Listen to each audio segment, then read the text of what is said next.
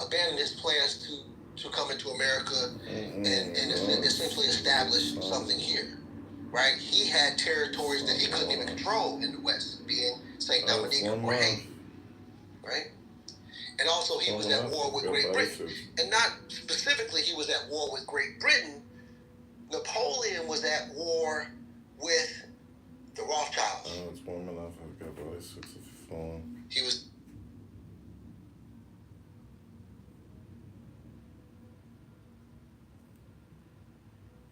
Would it go out?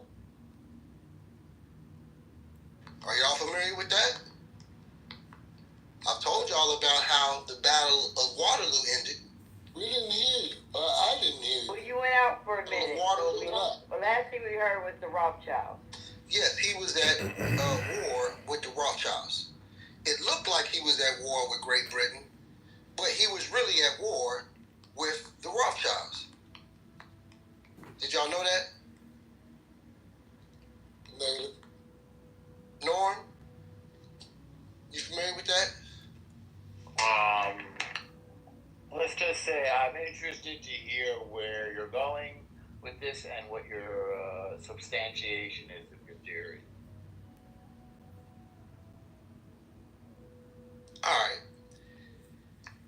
So, I'm sure you guys have heard of the Duke of Wellington. You may have heard, I'm sure, that name. May not know who it was. And so, in this particular era of Rothschilds, there was Nathan Meyer Rothschild. Okay. And so, we talk about today with Ukraine and the funding of the war in Ukraine, right? Well, essentially, that's the American taxpayers or the Federal Reserve and, et cetera, that are funding it. But in this war effort that was Napoleon versus the powers of Europe, it was Nathan Meyer Rothschild, essentially the banking establishment of Europe, centered in the city of London, who was putting up the money to fight against Napoleon. Are y'all familiar with that? Right? And so the Rothschilds built this established network of agents and couriers where they were able to transfer money to Duke of Wellington's armies all across Europe. Okay? Which included actually paying for mercenaries and other people who weren't British to fight with the British. Okay? They supplied gold, currency, they paid money to their allies, and effectively they acted as Britain's banker and paymaster during these wars. Okay? And so the culmination of this is at the Battle of Waterloo. Okay? Now, 1814, this dude Wellington gets into this tirade where he then advances across Spain and he gets to tearing up shit on this fight to get your boy Napoleon. Now, Napoleon was a bad motherfucker. Let me sidebar for a minute. People don't really know the real genius and brilliance of Napoleon. The real genius and brilliance of Napoleon was, if you go and do some research on Napoleon, just look up Napoleon's field generals. His notable field marshals is what he actually called them. He didn't call them generals, he called them field marshals. Napoleon had raised and trained nearly an army of what we would call generals. This is the reason why they didn't just hang Napoleon when he got caught after he lost the Battle of Waterloo. Why they sent his ass and exiled him. Because to kill him, potentially the reverberations through the military industrial complex at that time would be a whole nother war. Right? And so during this thing called Waterloo, after Waterloo was won, again, I told you guys, and this is 1815, and after Waterloo ends, Nathan Rothschild, because of these agents and couriers that was out funding Duke Wellington, he knew that the war was over before anybody else. Right? And what did he do? Because I told you guys, right? I told you guys, what did Rothschild do when the war was over?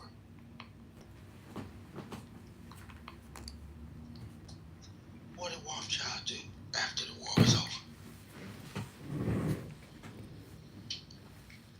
Well, he knew early, before everybody else in Britain, that Napoleon had lost. And people knew that he had agents. And so the Rothschilds, Nathan, didn't keep it real. He he told everybody that Napoleon had won. If Napoleon had won at Waterloo, do y'all know where his next stop was? It was to the motherfucking city of London to take down the people who had been paying all these armies to take him on. So when Rothschild told the financial industry in the financial sector, Napoleon's won, I don't know what we're going to do. He was able to leverage his financial network and his early knowledge of the British victory, and he made substantial profits in the stock market. Oh my God. The way he was able to take over capital in London and in England in particular, he bought companies at pennies on the dollar, estates at pennies on the dollar.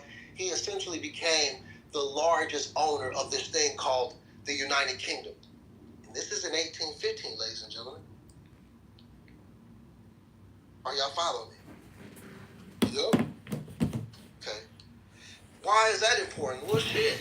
America is the nation that had just established itself in 1789. We made the Constitution.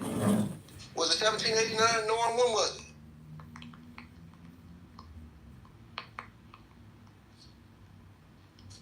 What's that question?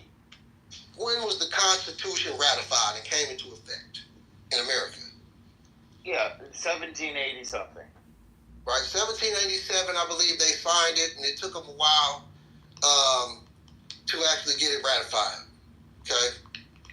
So, here we go on the timeline. Now we've got America created as a nation in 1789, and just 26 years later, we've got the Battle of Waterloo in June of 1815. We talk about a war that had gone on for 23 years. America had been a nation for 26. Okay? And so the fact that Rothschild was able to leverage his early knowledge of this war and completely take over the financial industry, the city of London, this is what we have to understand as Americans, because Britain's desire to take back this thing called America had never ended. It never ended. Remember, the War of 1812 was just a few years before the Battle of Waterloo. That's the reason why we were able to run the British out of there, because they was too busy fighting Napoleon. Have you guys ever heard that story? The War of 1812? When the British burned down the White House? Are you guys familiar? So we have to understand the history of Britain, particularly the change of the guard in Britain. Because England was a place where they had what you call made men and born men. You had feudalism, right? You had landlords. Well, these lords, they would bequeath the lordship from their family. This was it all in the family, like a TV show. Okay? But something changed. The real money of England was no longer the bloodlines. It was now the Rothschilds and the bankers and the financial industry. Those became the new made men. Those made men, successively generation later, if you're born to the Rothschild family, we don't call you a made man, you're a born man. You understand? Are y'all following me? Yep. Mm-hmm. And so when we understand how power shifted in the nation that we had just 20-some years before, 30-some years before, had went to war and taken the nation by force. And so in England, you had what was called the landed gentry. Does anybody know what the landed gentry is?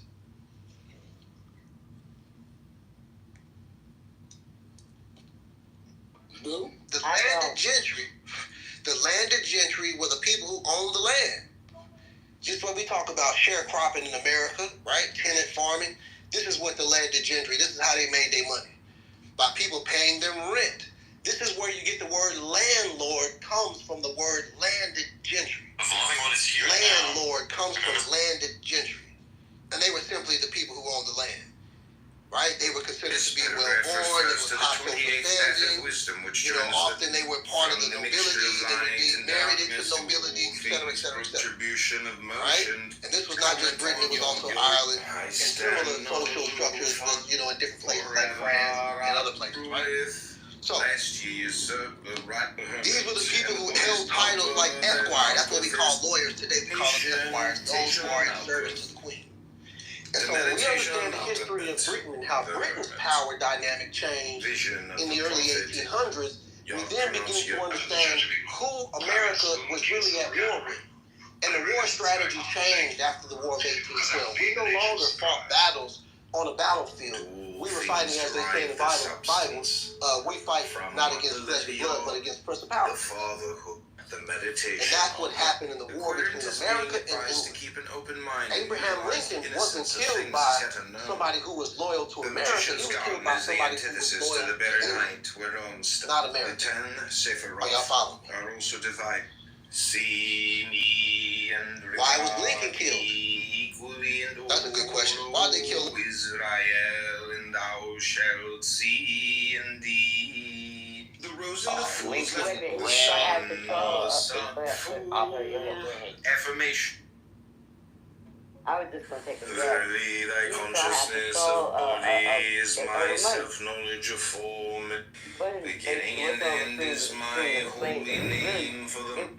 That's not even why they were at war. They were slaves. I was about taxes and about money.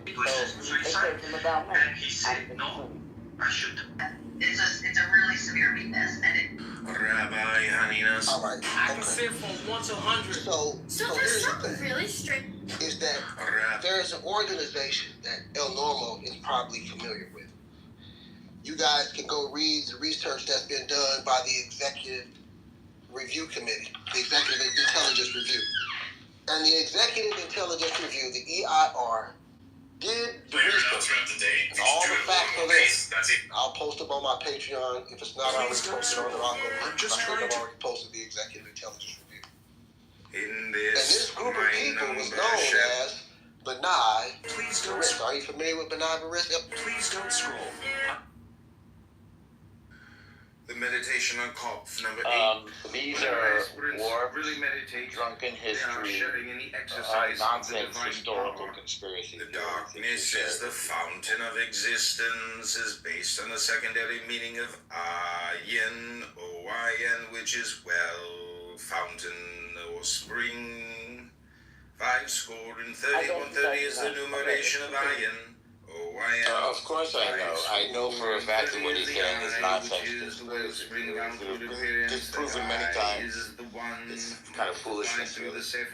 Then shall the vision of thy Lord be great.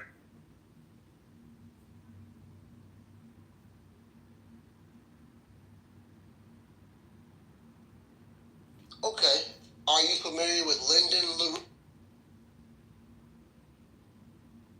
Number 14R. This card is the number 14. Yes, he was well known in his time.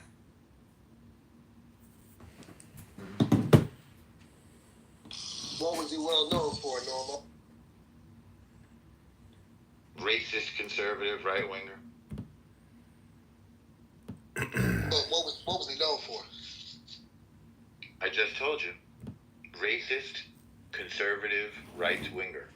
Oh, hey, Dr. Zach. Yeah, that doesn't let us know anything about the man, though. No, I think it does.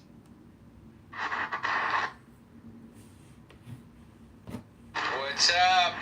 You listening to these morons talking? Yeah, I'm in another room. Morons talking, my favorite thing to listen to, morons. Sometimes my girlfriend will ask me, like, what are you listening to? And I'll say, just morons talking. Lyndon LaRouche, while he ended his political career on the far right, he didn't start on the far right, did he? He started on the far left, wasn't he?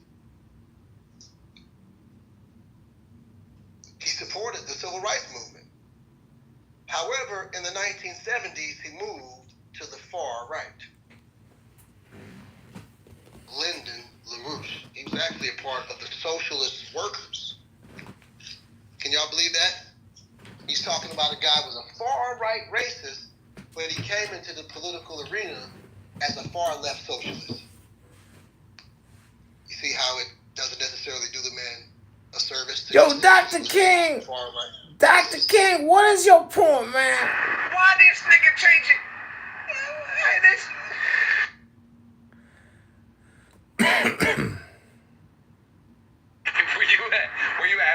question or you're making fun of him?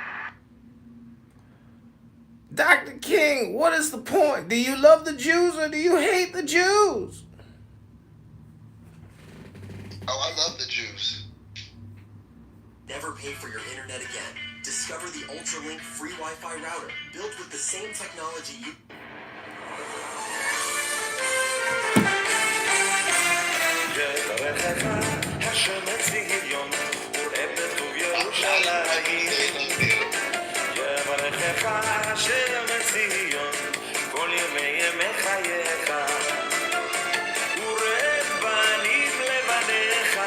Shalom al Israel, urebanim levanecha. Shalom al Israel, urebanim levanecha. Shalom al Israel, urebanim. What say you, Zach? How you doing? Peace. What's that? I was just gonna say, I don't think it's confusing for people to move from Dr. Wisdom world premiere, Eleanor the Conversation, the movie with Dr. Wisdom prescribing daily meditation and coaching.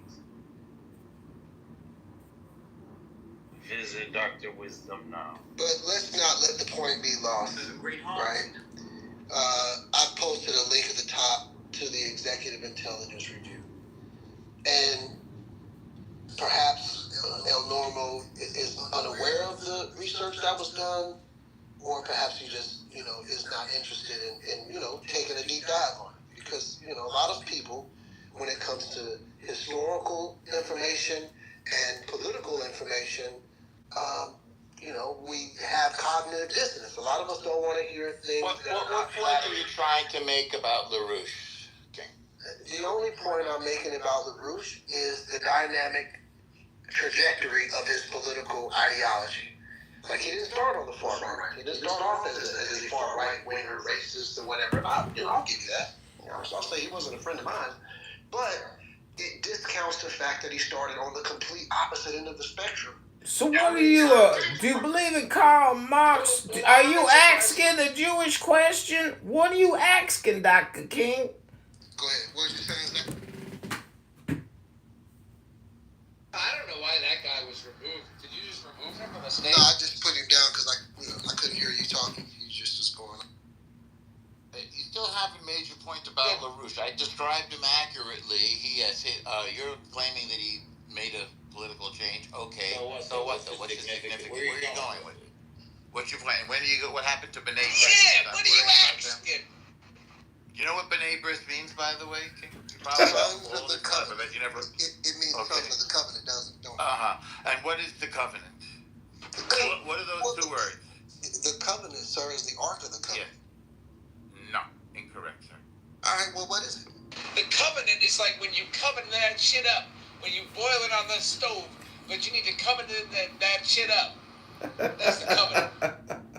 The name means children. Covenant. Covenant. Covenant. Between the Jews and God. B'nai is a Jewish supporter. Covenant.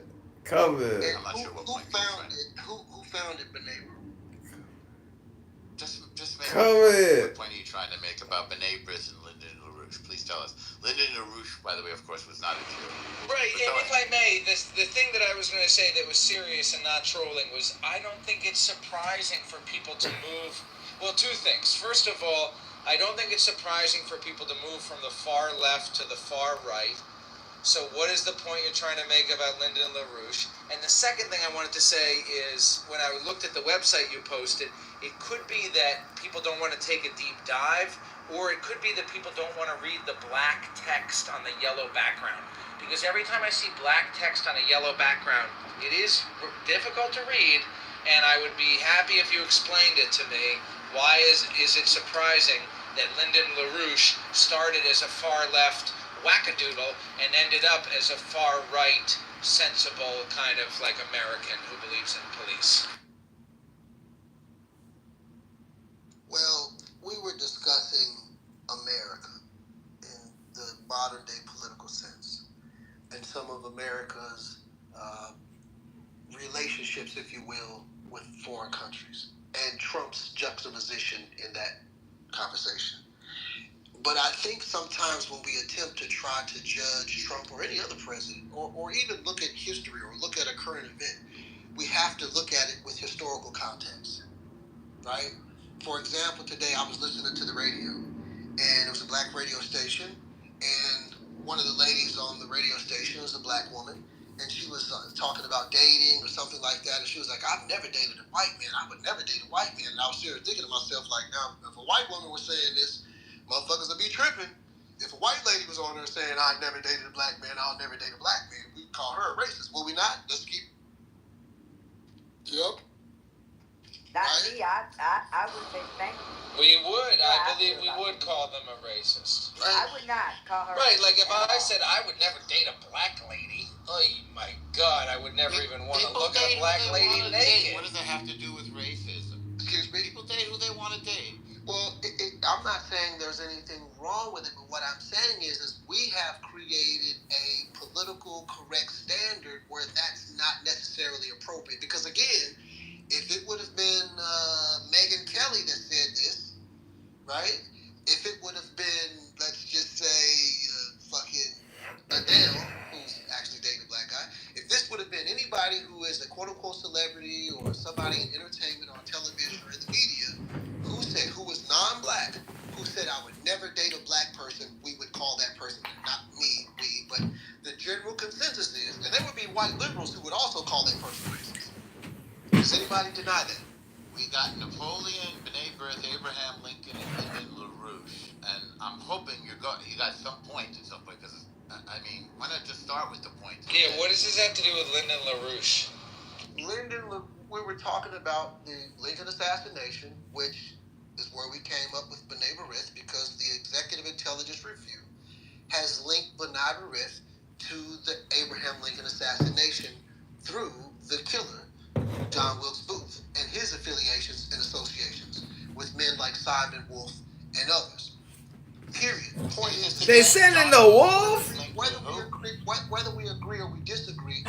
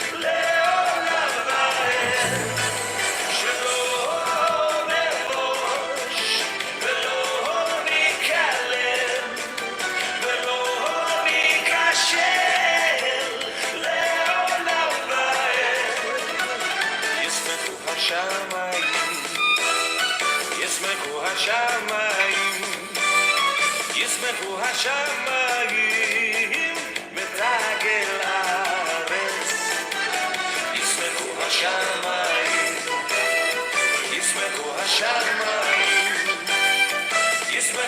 השמיים ותגלה